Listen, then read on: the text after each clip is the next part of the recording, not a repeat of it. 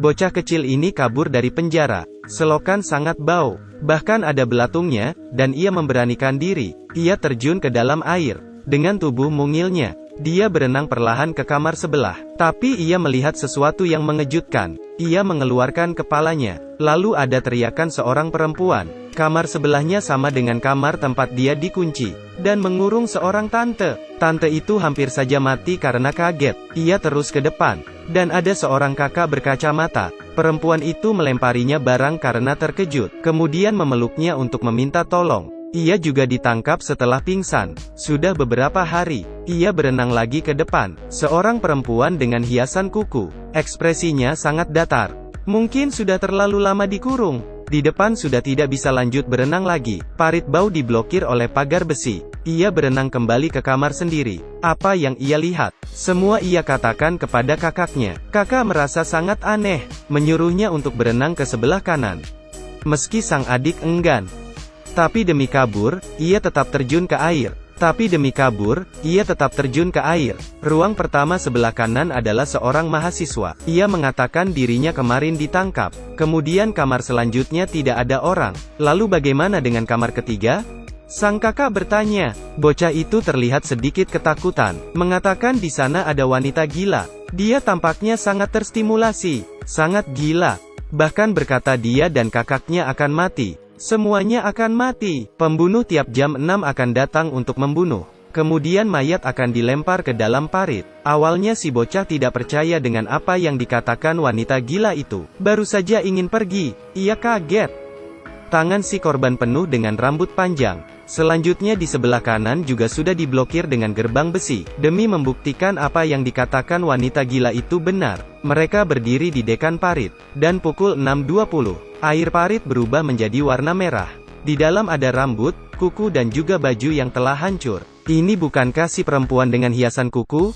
Ternyata apa yang dikatakan wanita gila itu benar. Sang kakak panik. Ia memeluk adiknya dan menangis. Tapi menangis itu tiada guna, mereka berusaha tenang. Dia menyimpulkan semua informasi. Secara berurutan, satu orang akan dijatuhkan oleh pembunuh setiap hari. Ia akan datang di hari ke-6 pukul 6 untuk bunuh.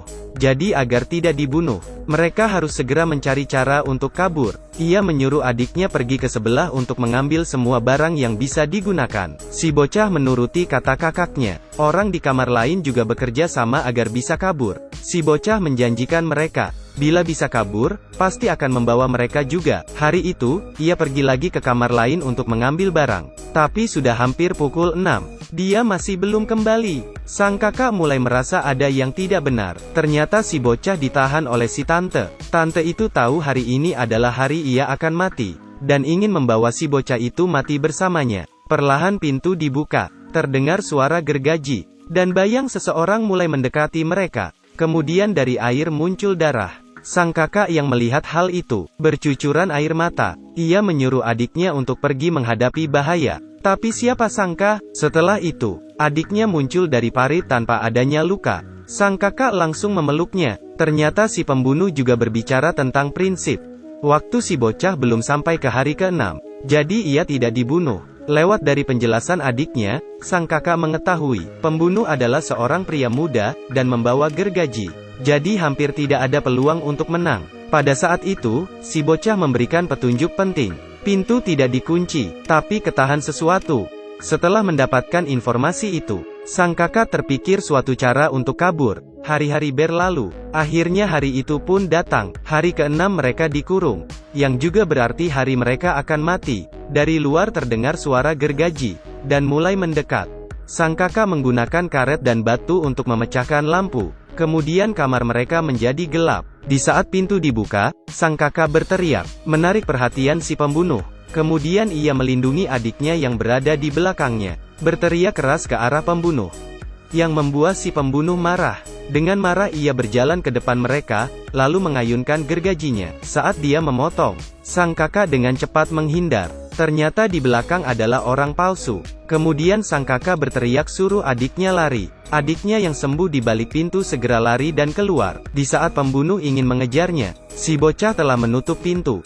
Pembunuh dan kakaknya terkurung di dalam. Ternyata, dari awal sang kakak sudah merencanakannya. mengorbankan dirinya untuk menyelamatkan adiknya. Setelah keluar, ia membukakan pintu kamar lainnya, dan menolong semua orang keluar. Saat itu terdengar suara gergaji, dan ia tahu, pembunuh telah membunuh kakaknya. Ia tidak bisa menahan emosinya. Ia memegang gagang pintu, ingin melihat kakaknya untuk terakhir kalinya, tapi ditahan oleh perempuan baju kuning.